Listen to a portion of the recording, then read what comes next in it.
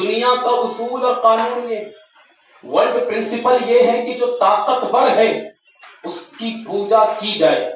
دنیا نے یہ قانون بنایا کہ جو طاقتور ہے، جو پاورفل ہے، جس سے کوئی فائدہ ملتا ہے، اس کی پرستش ہونی چاہیے.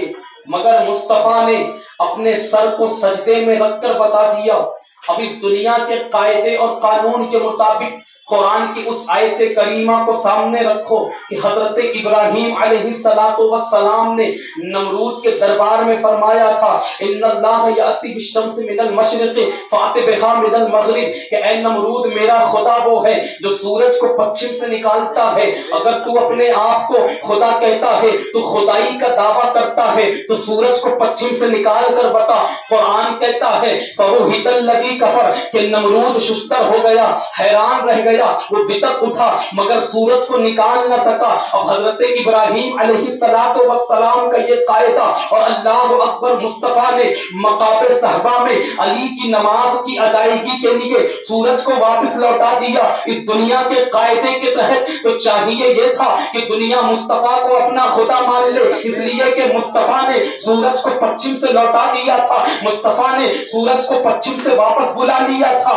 اللہ اکبر. دنیا پریشان تھی کہ اس کا نتیجہ کیا نکلے گا، اس کا نتیجہ کیا اخذ ہوگا کہ مصطفیٰ نے تو سورج کو پچھم سے پلٹا دیا ہے. اب مصطفیٰ کی شان کیا ہے؟ مصطفیٰ کو انسان کہا جائے یا مصطفیٰ کو خدا کہا جائے، مصطفیٰ کو مخلوق مانا جائے یا مصطفیٰ کو خالق مانا جائے. دنیا کا ذہن پریشان تھا، وہ مصطفیٰ کی ذات کو سمجھ نہیں پا رہی تھی. اللہ اکبر. جب دنیا کا ذہن الجھن میں تھا کہ مصطفیٰ کی ذات کیا ہے، یہ خدا ہے یا خدا کے بندے ہیں، یہ خالق ہے یا مخلوق ہے، تو اللہ نے مصطفیٰ سے فرمایا کہ محبوب ہم نے تو تجھے اپنے نور سے پیدا کیا اور تیرے نور سے کائنات کو پیدا کیا اور یہ سورج اور چاند نور ہے. اے محبوب تیرا نور ان پر غالب آ گیا. تو نے انگلیاں اٹھائی تو چاند کے ٹکڑے ہو گئے، تو نے انگلیاں دکھائی تو سورج پلٹ آیا. دنیا اپنے قانون کے مطابق کہیں تجھے خدا نہ کہتے، کہیں تیری ذات کو دیکھ کر شرک میں مبتلا نہ ہو جائے.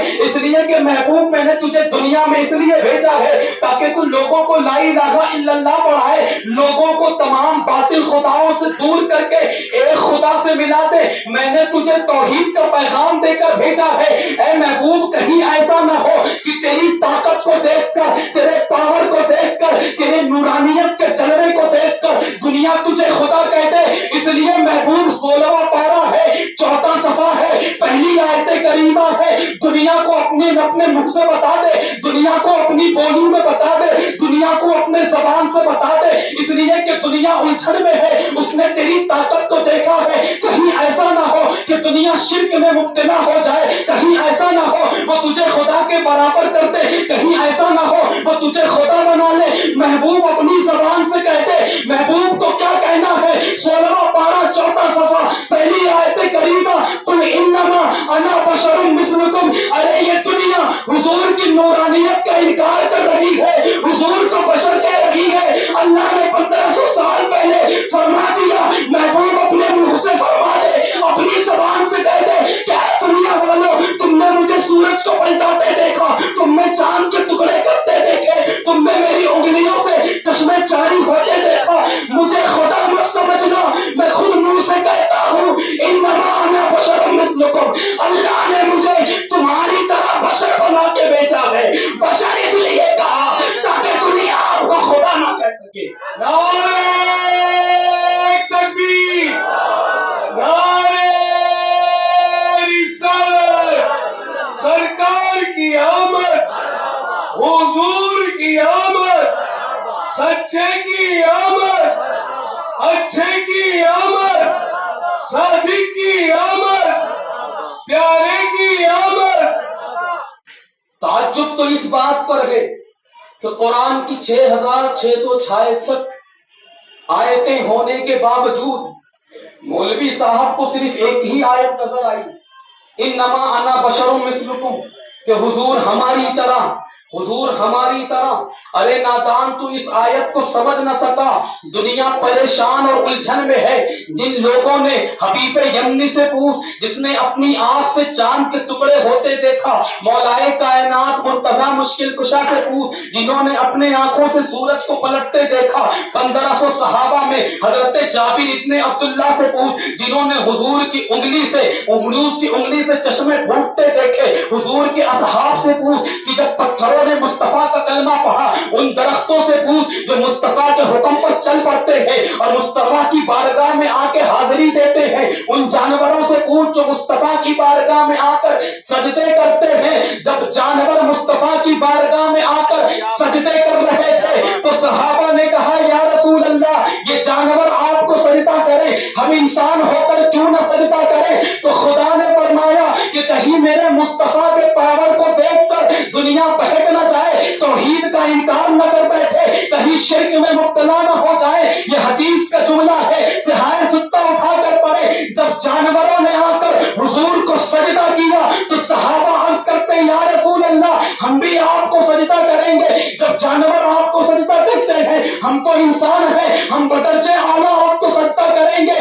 حضور سرور کونین توحید کا پیغام لے کر آئے ہیں, اللہ کو ایک بتانے آئے ہیں, شرک کو ختم کرنے آئے تھے. صحابہ کا دل چاہ رہا تھا کہ جانور سجدہ کرے اور ہم نہ سجدہ کریں. یا رسول اللہ, ہم بھی سجدہ کرنا چاہتے ہیں. تو خدا نے فرمایا مصطفیٰ صحابہ سے قل, تم اپنے منہ سے کہو, میں نہ کہوں گا. میرے پیارے قل, تم خود کہہ دو انما انا بشر مثلکم, ارے میں بشر ہوں, کہیں تم مجھے سجدہ نہ کر بیٹھنا.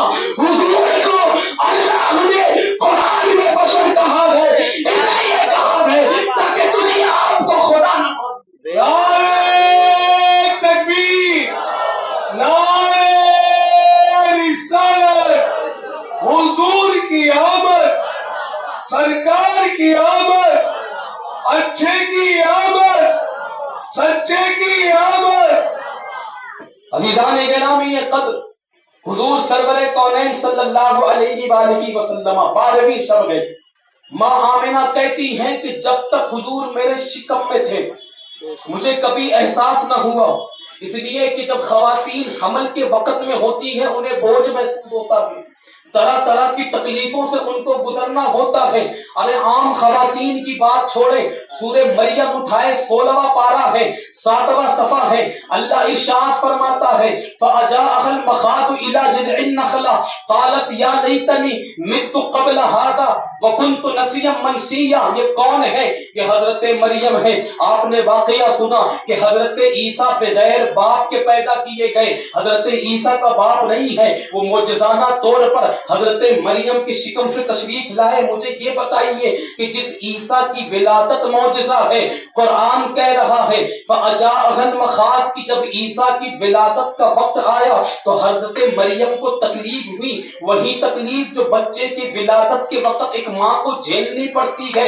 حضرت عیسیٰ جو بغیر باپ کے پیدا کیے جا رہے ہیں, جو معجزانہ طور پر پیدا کیے جا رہے ہیں, مگر جب عیسیٰ روح اللہ کی ولادت کا وقت آیا, قرآن گواہی دے رہا ہے کہ حضرت مریم کہہ اٹھتی ہے مت قبل ھذا وکنت نسیا منسیا, کہ حضرت عیسیٰ کی ولادت کے وقت حضرت مریم کو جو تکلیف ہوئی, مریم رونے لگی اور کہنے لگی اے کاش میں اس تکلیف سے پہلے مر جاتی. یعنی تکلیف حضرت مریم کو عیسیٰ کی ولادت کے وقت ہوئی. وہ عیسیٰ جو معجزانہ طور پر پیدا ہوئے, بغیر باپ کے پیدا کیے گئے, مگر مصطفیٰ پیارے کی والدہ کی گفتگو سنے, مصطفیٰ پیارے کی بی بی آمنہ کا مقام دیکھیں. بی بی آمنہ فرماتی ہے 9 ماہ میرا بچہ میرے شکم میں رہا, مگر مجھے کبھی احساس نہ ہوا. میرا بچہ جب میرے شکم میں تھا, اگر میں راستے سے گزرا کرتی تو پودے ہوں, درخت ہوں, پتھر ہوں, ان سے سلام کی آواز آتی اور لوگ مجھے بشارت دیتے, پیڑ مجھے بشارت دیا کرتے تھے.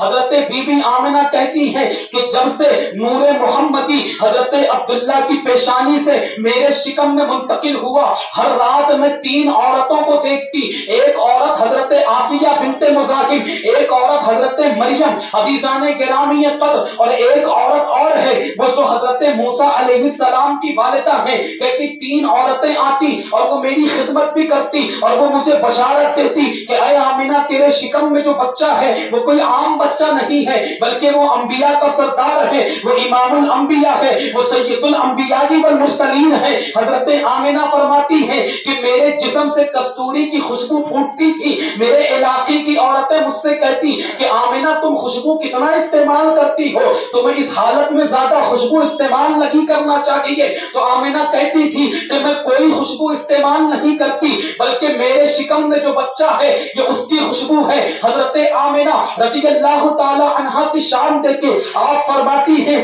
کہ ہر رات میں دیکھتی کہ کچھ ایسے مرد مجھے نظر آتے آسمانوں میں اڑتے ہوئے جو زمرد رنگ کا یعنی سبز رنگ کا لباس پہنے ہوئے، اور وہ میرے گھر کا پہرا دیتے تھے میری حفاظت کی خاطر، اس لیے کہ میرے شکم میں محمد مصطفیٰ پڑھ رہے تھے۔ عزیزان گرامی یہ قدر یہ مقام آمینہ ہے، اللہ کو اکبر۔ حضرت بی بی آمینہ فرماتی ہے کہ جب میرے بچے کی ولادت ہوئی، ولادت کا واقعہ بیان فرما رہی ہے کہ جو ہی حضور تشریف لائے سجدے میں تھے، رب حبلی امتی کی صدا تھی اور حضور نے اپنی انگلی آسمان کی طرف اٹھائی ہوئی تھی۔ دنیا میں بچہ آتا ہے، دنیا میں ختنہ کی جاتی ہے، مگر حضور ختنہ شدہ پیدا ہوئے۔ اللہ کو اکبر۔ اب حضور کا مقام دیکھیں، حضرت بی بی آمینہ کہتی ہیں کہ جیسے کہ حضور کی آمد ہوئی، جیسے کہ حضور کی ولادت ہوئی، میں نے دیکھا کہ ایسی روشنی پھوٹی ہے کہ اس روشنی میں نے شام کے محلات دیکھ لیے۔ اس زمانے میں شام سپر پاور تھا اور وہاں بادشاہوں کا محل تھا۔ حضرت آمینہ کہتی ہیں کہ اس روشنی سے مجھے شام کے محلات نظر آ گئے۔ ذرا رخ کر آپ غور کریں، مکے سے شام کی جو مسافت ہے، جو فاصلہ ہے، وہ 1500 کلومیٹر مکے سے ملک شام ہے۔ اور عزیزان گرامی یہ قدر اتنا ہی نہیں، شام کے محلات کہاں، مکہ کہاں، بیچ میں دیواریں ہیں، دنیا بھر کے پہاڑ ہیں، ہوائیں ہیں، فضائیں ہیں، درخت ہیں، اور بی بی آمینہ حضرت مصطفیٰ صلی اللہ علیہ وآلہ وسلم کی ولادت کے وقت آپ شام کے محلات دیکھ رہی ہیں۔ یہ کیسا نور تھا کہ اس نور سے سارے حجابات اٹھ گئے، سارے پردے ہٹا دیے گئے، اور حضرت آمینہ فرشتوں کو بھی دیکھ رہی ہیں۔ حضرت آمینہ بتا رہی ہے کہ آسیہ بنت مزاحم کو بلایا گیا میری خدمت کے لیے، حضرت بی بی مریم بھی آئی تھی میری خدمت کے لیے۔ بی بی آمینہ فرماتی ہیں کہ جو ہی محمد پیارے تشریف لائے، ایک بادل کا ٹکڑا آیا اور بادل کا ٹکڑے نے حضرت مصطفیٰ صلی اللہ علیہ وآلہ وسلم کو اپنے اندر سمو لیا، اور پھر وہ بادل کا ٹکڑا غائب ہو گیا۔ میں حیران اور پریشان تھی، میں گھبرا گئی، آواز آ رہی تھی اے آمینہ گھبرا نہیں، اس بادل کے ٹکڑے کو اللہ نے حکم دیا ہے کہ یہ حضور کو مشرق و مغرب میں گھمائے اور حضور کو مشرق و مغرب کی سیر کرائے، تاکہ دنیا کی جتنی مخلوق ہے وہ حضور کو پہچان لے اور دنیا کی تمام مخلوق حضور کی رسالت کی گواہی دیتے۔ یہ واقعہ خود حضرت آمینہ بیان فرما رہی ہے۔ حضور سرور کونین صلی اللہ علیہ وآلہ وسلم جب تشریف لائے تو حضرت عبد المطلب آپ کعبے میں تھے اور اللہ کی بارگاہ میں محو دعا تھے، اللہ کی بارگاہ میں دعا کر رہے تھے، اس لیے کہ حضرت عبد المطلب جانتے ہیں کہ آج کی رات کس کی ولادت ہونے والی ہے۔ اور خود حضرت حسان ابن ثابت، کون حسان ابن ثابت، جنہوں نے مدینے میں رہ کر حضور کے چہرے اقدس کو دیکھ کر حضور کی شان میں نعتیں پڑھی ہیں، وہ حسان ابن ثابت جو حضور کے حسن کو دیکھتے ہیں تو لکھتے ہیں کہ وَأَحْسَنَ مِنْكَ لَمْ تَرَ قَطُّ عَيْنِي وَأَجْمَلَ مِنْكَ لَمْ تَلِدِ النِّسَاءُ خُلِقْتَ مُبَرَّأً مِنْ كُلِّ عَيْبٍ كَأَنَّكَ قَدْ خُلِقْتَ كَمَا تَشَاءُ۔ یہ حسان ابن ثابت صحابی ہے، یہ حضور سے عمر میں 7 سال بڑے ہیں۔ حسان ابن ثابت کہتے ہیں کہ میں حضور سے عمر میں 7 سال بڑا ہوں، میں مدینے میں رہا کرتا تھا، مدینے میں یہودی بھی تھے۔ حضرت حسان کہتے ہیں کہ میں نے اپنے کانوں سے سنا کہ یہودی ایک مجمع لگا کر گفتگو کر رہے تھے، میری عمر 7 سال تھی، جب میں اس مجمع کے قریب گیا وہ لوگ میرے محلے کے رہنے والے یہودی تھے، وہ مجھے جانتے تھے، انہوں نے دیکھا 7 سال کا بچہ ہے، انہوں نے مجھے اپنے ساتھ بٹھا لیا۔ حضرت حسان ابن ثابت کہتے ہیں کہ یہودی گفتگو کر رہے تھے کہ کل کی رات میں آسمان پر جو ستارہ چمک رہا تھا، یہ ستارہ نشانی ہے اس بات کی کہ وہ آخری نبی تشریف لا چکا ہے۔ اب یہودی گفتگو کر رہے ہیں، منصوبہ بندی کر رہے ہیں کہ ہمیں تلاشنا چاہیے کہ وہ نبی کس کے گھر پیدا ہوا ہے۔ اللہ اکبر، اور آگے بڑھے اسی مکے کی سرزمین پر جس وقت حضور سرور کونین تشریف لائے، مکے میں یہودی تھا، اس لیے کہ حضور کی نشانیاں اس زمانے کے جو یہودی علماء تھے وہ جانتے تھے، وہ ستاروں کو دیکھ کر وقت کا اندازہ لگاتے تھے۔ انہیں پتا چل چکا تھا کہ مکے کی سرزمین پر حضور تشریف لائیں گے۔ یہودی حضرت آمنہ رضی اللہ تعالی عنہا کے گھر آتا ہے، حضرت عبد المطلب سے کہتا ہے کہ جو بچہ آپ کے گھر پیدا ہوا ہے میں اسے دیکھنا چاہتا ہوں۔ حضرت عبد المطلب کہتے کیا وجہ ہے؟ وہ کہتا ہے بس اس بچے کو دیکھنا چاہتا ہوں۔ اللہ اکبر، حضرت عبد المطلب نے حضور سرور کونین کو جب اس یہودی کو دکھایا، وہ یہودی چیخ مارتا ہے، بے ہوش ہو جاتا ہے، پھر اٹھتا ہے اور اپنے سر پیٹ کر کہتا ہے کہ اے یہودیوں افسوس ہو، اللہ نے بنی اسرائیل سے نبوت کو ختم کر دیا ہے، اب یہ آخری نبی ہے، اللہ نے اس کو بنی اسماعیل میں بھیجا ہے، یہ اسماعیل کی اولاد ہے، یہ اسرائیل کی اولاد میں نہیں آیا۔ اے یہودیوں تم ماتم کرو، اللہ نے یہودیوں سے نبوت کے سلسلے کو اٹھا لیا ہے، یہ یہودی ہے جو حضور کی نبوت کے بارے میں خبر دے رہا ہے۔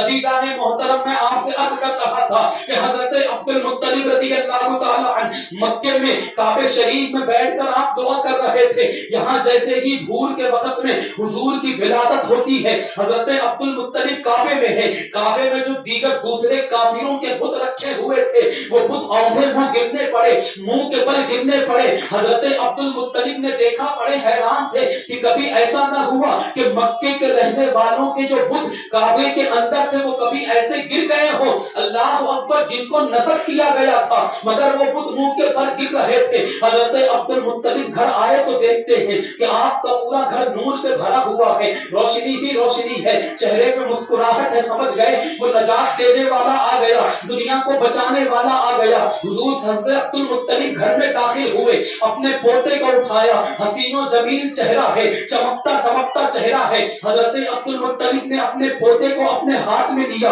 اور دل میں خواہش کا اظہار کیا کہ یہ کعبہ کا پاسبان آیا ہے، کعبے کو بت سے پاک کرنے آیا ہے، کعبے کو کفر اور شرک سے نجات دینے آیا ہے۔ حضرت عبد المطلب کعبے کی طرف بڑھے تاکہ کعبے کا حضور کو طواف کرائیں۔ اللہ اکبر، حضور سرور کونین کو حضرت عبد المطلب رضی اللہ تعالی عنہ کعبے کا طواف کرنے لے جا رہے تھے۔ حضرت عبد المطلب فرماتے ہیں میں اپنے پوتے کو لے کر جیسے جیسے آگے بڑھ رہا تھا کعبہ جھکتا جا رہا تھا۔ ارے حضور کو لے کر وہ کعبے کا طواف کرنے گئے تھے مگر کعبہ حضور کی زیارت میں خود جھوم رہا تھا۔ جس کے سجدے کو محراب کعبہ جھکی، جس کے سجدے کو محراب کعبہ جھکی، ان بھووں کی لطافت پہ لاکھوں سلام، یہ شان مصطفیٰ ہے۔ حضرت عبد المطلب آگے بڑھے، کعبہ جھکا جا رہا ہے۔ جب حجر اسود کے قریب پہنچے، حجر اسود کے قریب پہنچے، حجر اسود ہل رہا ہے اپنے مقام سے، گویا حجر اسود خود بتا رہا ہے کہ میرے مقام کو بتانے یہ ذات آ چکی ہے،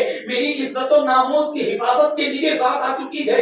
عزیزان گرامی قدر جتنے بت تھے وہ اوندھے منہ گر چکے تھے۔ حضرت عبد المطلب اپنے گھر حضور کو سرور کونین صلی اللہ علیہ وآلہ وسلم کو لے کر تشریف لے آئے۔ اب چونکہ یہ بات عام تھی، مکے کے اندر بچہ پیدا ہوتا تو اسے دائی کے حوالے کر دیا جاتا، مگر جب صبح ہوئی اور سویبہ ایک لوٹی تھی جو حضرت عبد المطلب کے بیٹے ابو لہب کی ایک لوٹی تھی، اس کی باندھی تھی، اس کی قمیص تھی، وہ حضور کے گھر آئی، اس نے ایک چمکتا دمکتا چہرہ دیکھا تو اس نے آ کر اپنے آقا، اور اس کا آقا کون تھا؟ ابو لہب تھا۔ ابو لہب کافر و مشرک ہے، بدتر کافر ہے، جس کے حوالے سے قرآن میں اللہ نے پوری سورہ تبت یدا نازل فرمائی ہے، مگر عزیزان گرامی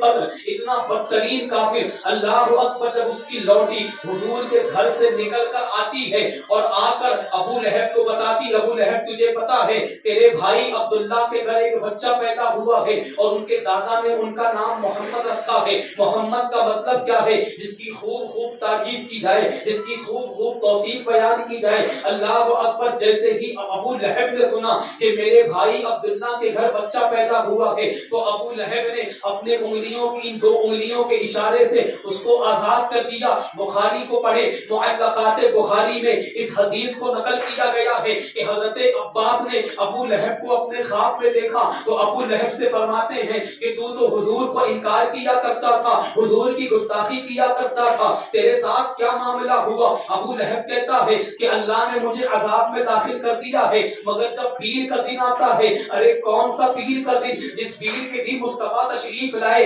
جس پیر کے دن شہنشاہ کونین تشریف لائے، ابو لہب کہتا ہے کہ پیر کے دن میں اپنی ان دونوں انگلیوں کو چوس لیتا ہوں، اس لیے کہ انہی دونوں انگلیوں کی وجہ، انہی دونوں انگلیوں کے اشارے سے مصطفیٰ کی ولادت کی خوشی میں نے اپنی لونڈی کو آزاد کر دیا تھا۔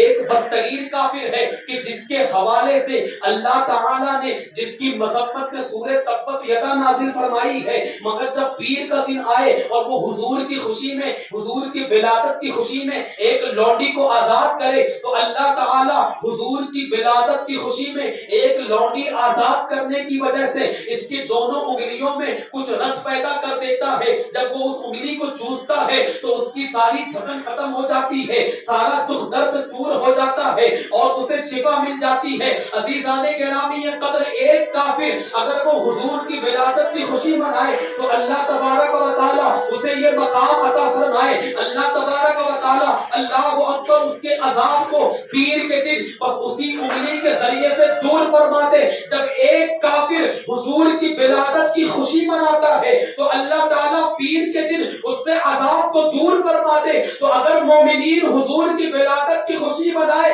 تو میرا ایمان کہتا ہے، میرا وجدان کہتا ہے، اللہ تبارک و تعالیٰ اپنے محبوب کے عاشقوں کو کبھی بھی جہنم میں داخل نہیں فرمائے گا، اور اگر جہنم میں داخل فرما دے تو محبوب خدا ان عاشقوں کو بچانے آ جائیں گے، اس لیے کہ اس نے مصطفیٰ کی شان میں میلاد پڑھی ہے، مصطفیٰ کی شان کو سنا ہے، مصطفیٰ کی ولادت کی خوشی میں اللہ اکبر مصطفیٰ کی ولادت کی خوشیاں منائی ہے۔ اور خود حضور سرور کونین صلی اللہ علیہ وآلہ وسلم سے مدینے میں جب صحابہ نے پوچھا یا رسول اللہ آپ پیر کے دن روزہ کیوں رکھتے ہیں تو حضور ارشاد فرماتے ہیں فیہ ولدت، اسی پیر کے دن اللہ نے مجھے پیدا کیا ہے، پیر کے دن اللہ تبارک و تعالیٰ نے میری پیدائش فرمائی ہے، اس لیے میں پیر کے دن روزہ رکھتا ہوں۔ عزیزان گرامی قدر، حضور سرور کونین صلی اللہ علیہ وآلہ وسلم کہ آپ کے دادا جب آپ کو گھر واپس لے کر آئے، اللہ اکبر ابو لہب نے جب آپ کی ولادت کی خبر سنی اپنی لونڈی کو آزاد کر دیا۔ اب تمام دائیاں جو قبیلہ سعد سے نکل کر آئی تھی، حضرت حلیمہ سعدیہ فرماتی ہے کہ میرے ساتھ 70 دائیاں آئی تھی اور وہ سب حضور کی جب گھر میں آئی تو معلوم ہوا کہ حضور کے والد کا انتقال ہو چکا ہے، حضور یتیم ہے، تو ان دائیوں نے یہ سوچا کہ یہ تو یتیم کا بچہ ہے، یہ تو بچہ یتیم ہے، اگر ہم نے اس بچے کی پرورش کی، اس کو پالا پوسا تو ہمیں زیادہ مال نہ ملے گا۔ وہ ساری دائیاں حضور کو چھوڑ کر چلی گئی۔ حضرت حلیمہ جب پہنچتی ہے، اللہ اکبر انہوں نے جب سنا کہ حضور سرور کونین صلی اللہ علیہ وآلہ وسلم، حضور سرور کونین صلی اللہ علیہ وآلہ وسلم آپ یتیم ہیں، اللہ اکبر وہ گھر تشریف لائی اور حضرت آمنہ سے ملاقات کی۔ حضرت حلیمہ فرماتی ہیں کہ جتنی دائیاں آئی تھی انہوں نے امیروں کے بچوں کو لے لیا تھا اور وہ نکلنے والی تھی، میں نے اپنے شوہر سے مشورہ کیا، حضرت حلیمہ نے اپنے شوہر حضرت حارث سے مشورہ کیا، حضرت حلیمہ کے شوہر کا نام حارث ہے اور وہ اپنے شوہر سے مشورہ کرتی ہے کیا کیا جائے کہ اس یتیم بچے کو لے لیا جائے۔ حضرت حارث نے کہا کہ ہاں اس یتیم بچے کو لے لو، ہم اس کی پرورش کریں گے۔ حضرت حلیمہ کہتی ہے کہ میں بی بی آمنہ کے گھر پہنچی، جب میں گھر پہنچتی ہوں تو میں نے دیکھا کہ حضور سرور کونین صلی اللہ علیہ وآلہ وسلم جھولے میں سوئے ہوئے ہیں۔ حضرت حلیمہ کہتی ہے کہ میں نے آپ کی چہرے سے جیسے ہی کپڑا ہٹایا، اللہ اکبر ایسا حسن و جمال میں نے کبھی نہ دیکھا تھا، آپ کے حسن کو میں نے دیکھا تو میں دل میں بیٹھی اور میں نے یقین کر لیا کہ اب میں حضور کی پرورش کروں گی۔ اللہ اکبر حضرت حلیمہ فرماتی ہے کہ حضور کے حسن و جمال کو دیکھا، حضور سو رہے تھے، مجھ میں اتنی ہمت نہ ہوئی کہ میں حضور کو اپنے گود گود میں لے لوں. عزیزان گرامی یہ قدر تھوڑا وقت گزرا ہے. حضرت حلیمہ فرماتی ہے کہ پھر میں نے حضور سرور کونین صلی اللہ علیہ وآلہ وسلم کے سینے پہ ہاتھ رکھا. حضور نے اپنی آنکھیں کھول دی. حضور مسکرانے لگے. کہتی حضور کے مسکراہٹ کو دیکھا, میں نے حضور کو اپنے گود سے چمٹا لیا اور پھر میں نے حضور کو اپنا دایاں پستان پیش کیا. حضور نے میرے دائیں پستان سے دودھ پیا. جب میں نے بایاں پستان بڑھایا تو حضور نے بائیں پستان سے دودھ نہ پیا. حضرت حلیمہ فرماتی ہے کہ حضور سرور کونین صلی اللہ علیہ وآلہ وسلم نے جب تک میرا دودھ پیا ہے کبھی بھی بائیں پستان سے دودھ نہیں پیا, بلکہ ایک ہی پستان دائیں پستان سے حضور دودھ پیا کرتے تھے. یہ حضور سرور کونین کا عدل و انصاف ہے. اللہ نے حضور کو انصاف کے لیے بھیجا, عدل کے لیے بھیجا. حضور سرور کونین نے اپنے بچپن اور شیر خارگی کے عالم میں بتا دیا کہ میں نے ایک پستان سے دودھ پیا ہے, دوسرا پستان اپنے بھائیوں کے لیے چھوڑ دیا ہے. حضور اپنے بچپنے کے عالم میں, اپنے دودھ پینے کے عالم میں اس قدر انصاف فرماتے ہیں. تو ذرا غور فرمائے حضور نے اپنی جوانی میں کیسا انصاف فرمایا ہوگا. اللہ اکبر. حضرت حلیمہ کہتی ہیں کہ جس اونٹنی پہ میں سوار ہو کر آئی تھی میری اونٹنی بھی کمزور تھی, میری اونٹنی کا تھن سوکھ چکا تھا, اس کے تھن میں دودھ نہ تھا.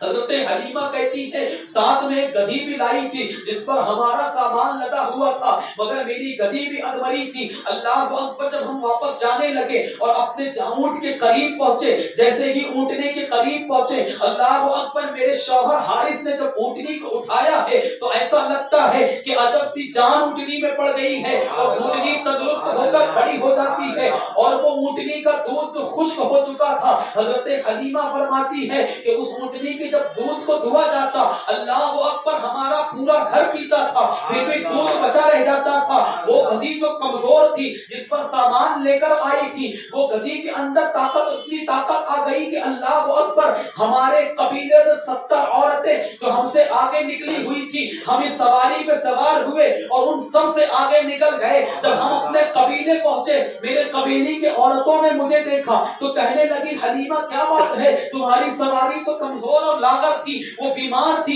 تم اتنے جلد پہلے ہم سے پہلے پہنچ گئی. اللہ اکبر. تو حضرت حلیمہ فرماتی ہے کہ یہ سب اس بچے کی برکت ہے, اسی بچے کی برکت کی وجہ سے ہماری اونٹنی میں جان آ گئی ہے. حضرت حلیمہ فرماتی ہے کہ میرے گھر میں 7 بکریاں تھی, میں بکریاں بھی پالتی تھی. اللہ اکبر. میری بکریاں چارہ نہ ملنے کی وجہ سے, گھاس وغیرہ نہ ملنے کی وجہ سے اکثر بیمار رہتی تھی, ان کے تھن میں دودھ نہیں ہوتا تھا. میں نے حضور کے دستے اقدس کو بکریوں کے شکم پہ مل دیا, حضور کے ہاتھ کو لے کر بکریوں کے پیٹ پہ مل دیا. حضرت حلیمہ سعدیہ فرماتی ہے کہ وہ 7 بکریاں کہ جن کے شکم پر, جن کے پیٹ پر میں نے حضور کے ہاتھ کو ملا تھا, حضور کے ننھے بچپن کے عالم میں وہ 7 بکریاں 700 بکریاں ہو گئی تھی. اتنی برکت ان بکریوں میں ہوئی تھی. ان بکریوں نے جب بچہ دیا, کوئی بچہ مرتا نہ تھا, دودھ اتنا ہوتا تھا کہ ہم خود بھی پیتے تھے اور گاؤں والوں میں تقسیم بھی کرتے تھے. ورنہ حضور کے آنے سے پہلے حال یہ تھا کہ ہم پائی پائی کے لیے ترس رہے ہوتے تھے. گھر میں نہ کھانے کو ہوتا تھا نہ پینے کو ہوتا تھا. عزیزان گرامی یہ قدر اور آگے بڑھے. حلیمہ نے کیا کیا معجزے دیکھے. حلیمہ کہتی ہیں کہ حضور پنگھوڑے میں ہوتے, حضور سرور کونین جھولے میں ہوتے, ہم اپنی آنکھ سے دیکھتے تھے کہ حضور سرور کونین کبھی روتے نہ تھے, اور اگر حضور روتے تو ہم سمجھ جاتے تھے کہ حضور کے صدر سے کپڑا ہٹ گیا ہے. ہم فوراً آ کر حضور کے صدر سے کپڑا ڈال دیا کرتے تھے. عزیزان گرامی یہ قدر اور سنے حضور کی شان کیا ہے. حلیمہ کہتی ہیں ہم نے مصطفیٰ کو کبھی کھیلنے کے لیے کھلونا نہیں دیا, اس لیے کہ مصطفیٰ جب اپنے گہوارے میں ہوتے, اپنے مہد میں ہوتے, اپنے جھولے میں ہوتے, چاند کو اشارہ کرتے تو چاند ادھر ادھر جھک جاتا تھا.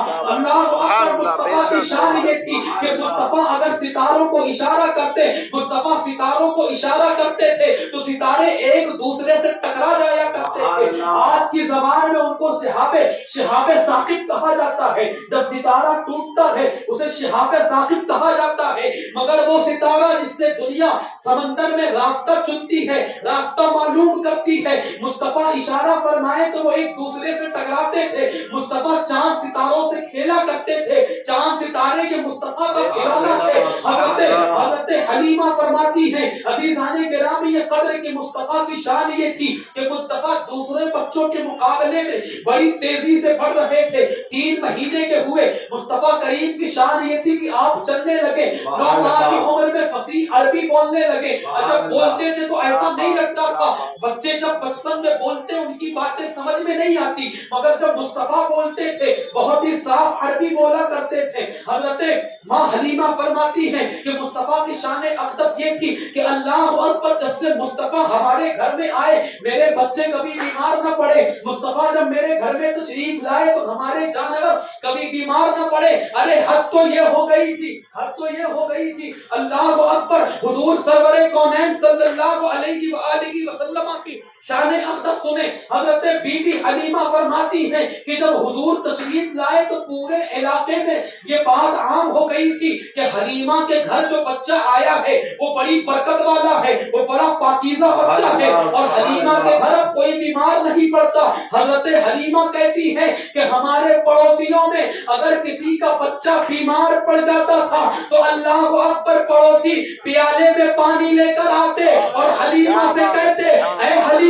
محمد کے پیر کا دھون دے دے تاکہ ہمارے بچے پی کر وہ شفا یاب ہو جائے. ارے جس کے تلووں کا دھون ہے آب حیات, جس کے تلووں کا دھون ہے آب حیات, ہے وہ جانے مسیحا ہمارا نبی, اور سارے سچوں سے سچا سمجھئے جسے, ہے وہ سچے سے سچا ہمارا نبی, سارے اچھوں سے اچھا سمجھئے جسے, ہے اس اچھے سے اچھا ہمارا نبی. خلق سے انبیاء, انبیاء سے رسول, اور رسولوں سے اعلیٰ ہمارا نبی. خلق سے اولیاء, اولیاء سے رسول, اور رسولوں سے اعلیٰ ہمارا نبی. فضل رب العلا اور کیا چاہیے, مل گئے مصطفیٰ اور کیا چاہیے, دامن مصطفیٰ جن کے ہاتھوں میں ہو ان کو روزے جزا اور کیا چاہیے. کیوں کہوں یہ آتا وہ آتا چاہیے, ان کو معلوم ہے ہم کو کیا چاہیے. ارے بھر کے جھولی میری میرے سرکار نے مسکرا کر کہا اور کیا چاہیے. کون دیتا ہے دینے کو منہ چاہیے, دینے والا ہے سچا ہمارا.